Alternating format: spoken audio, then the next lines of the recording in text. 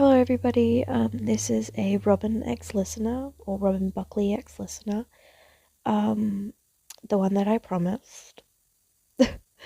This is an older script, so it's a bit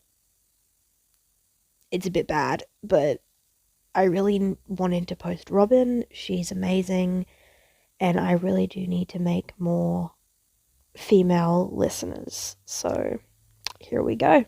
I really hope you enjoy. There is no trigger warnings to this, so... You worked at Warzone basically ever since you could walk.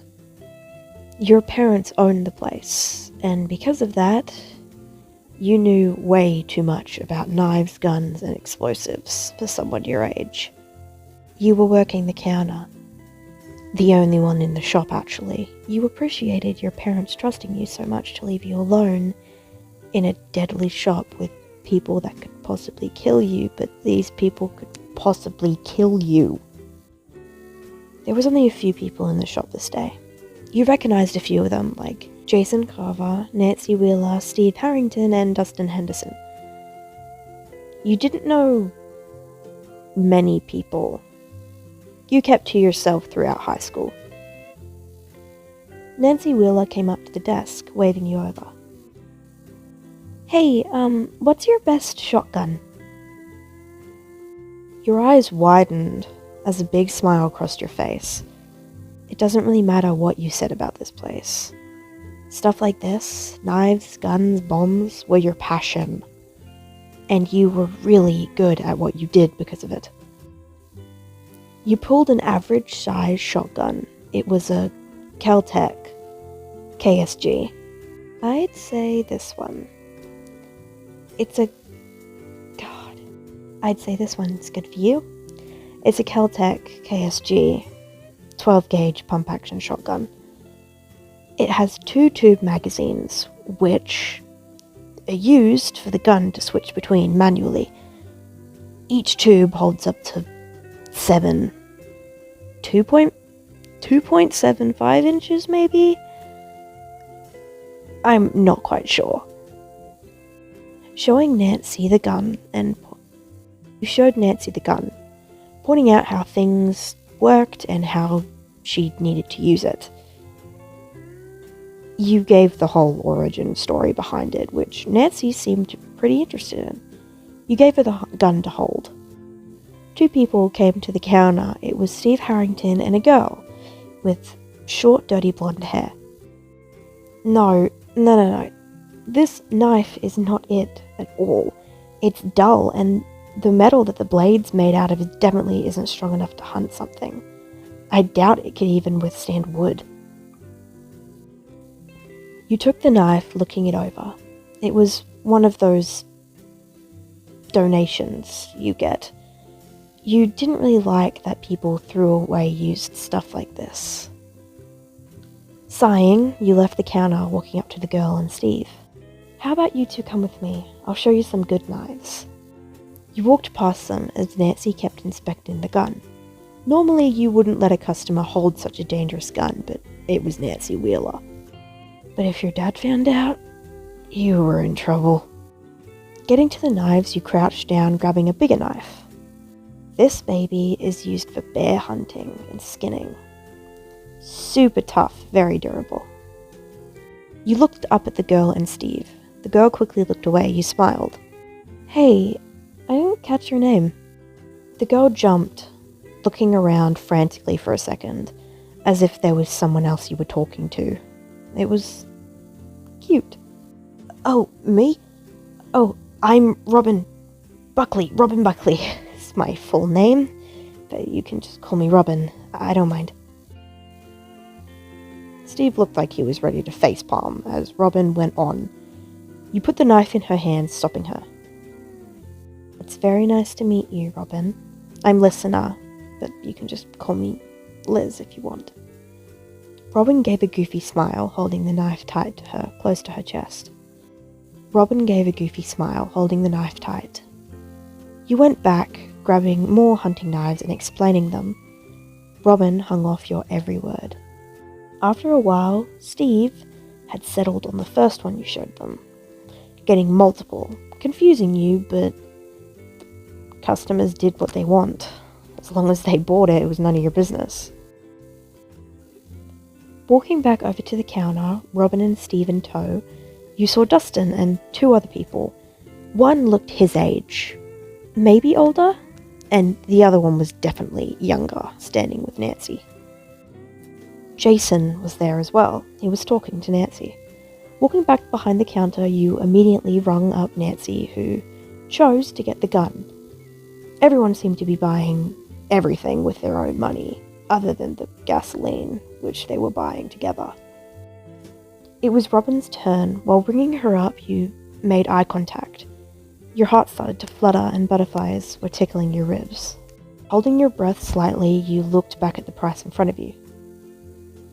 Little did you know, Robin was feeling the same way. But it was ever since you started talking about the first knife. You were so pretty. She stood in awe as you rung her up, before you pressed a button, sliding the knife to her. It's on the house, you said, very quietly, looking away, a slight blush on your cheeks. Robin went red, grabbing the knife and pushing it to you, trying to refuse, but God, you were persuasive. After a bit, Robin grabbed the knife, putting it in a bag they brought. Asking them if they needed anything else, Steve was cut off after asking for bombs. Hey, this gun, is it loud? Turning, you saw Jason holding a gun. You didn't even know how he got it. People couldn't hold the guns unless you got it for them.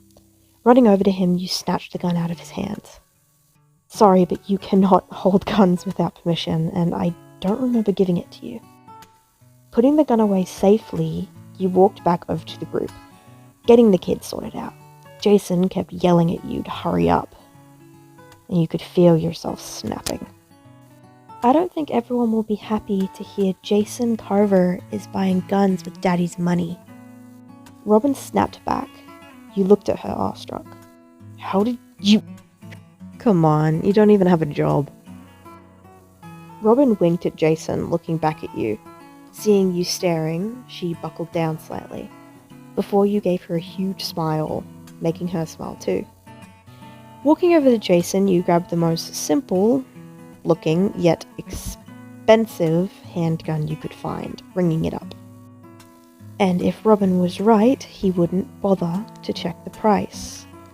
$750. He left with his gun as you smile before doing a little dance of happiness. Looking over to the others with a huge smile on your face, you looked at Robin. Thank you, Robin. I just got him to spend $750. Dustin let out a snort of laughter. You decided to help the group out. They seemed scared of whatever they were trying to hunt, but for the life of you, you couldn't figure out what it was. By the way, what are you hunting? The group looked at you, seeming to not know how to answer. You let it go, grabbing a small bomb, which you and your dad called throwing bombs. They were kind of like grenades, but you didn't have to pull anything, it was a button you had to press. Robin's point of view. Every time she would pick something up, she talked about it so confidently and with so much enthusiasm. It was amazing how much she knew. She was amazing. Robin! Robin jumped, stumbling up and looking at Steve. Come on, we're getting the gasoline. Come on, we're getting the gasoline. Robin nodded fast as you chuckled, making her fight back a blush. At the gasoline, you pointed out the most flammable ones. You stood back as Steve and Robin filled the trolley to the brim with gasoline canisters. Two people entered the store. It was a girl named Vicky and a boy? Vicky was a regular, but the boy you had never met before. Maybe a long-distance boyfriend. Your theory was confirmed shortly after, as she kissed him. You chuckled before looking back up at Robin and Steve. Steve looked at Robin, a worried expression on his face, as Robin looked heartbroken. You quickly pushed off the wall as Robin ran out of the store. You made a impulsive decision to follow her. You yelled after her, making her stop and turn around. What are you doing? You're not supposed to leave the store. Her voice was shaky, almost like she was about to cry. Your face softened as you took a step forward, pulling her into a hug. What are you doing? You looked like you needed a hug. You keep your arms wrapped around her neck, as she wraps her arms around you, squeezing you tight. After a while, she lets go. Her face bright red. I'm sorry, did I squeeze? What? No, I'm sorry. You laughed as you looked at her, taking her hand and walking back into the store. You finally finished ringing up the group, saying goodbye. Hey, Robin. Robin turned around facing you. Would you like to maybe, hang out sometime? You said sheepishly, knowing it was a leap. Oh, yeah. That would be great. Cool. I'm almost always here, so just come here. Robin nodded as you both parted ways. Robin just got a date with a cute girl.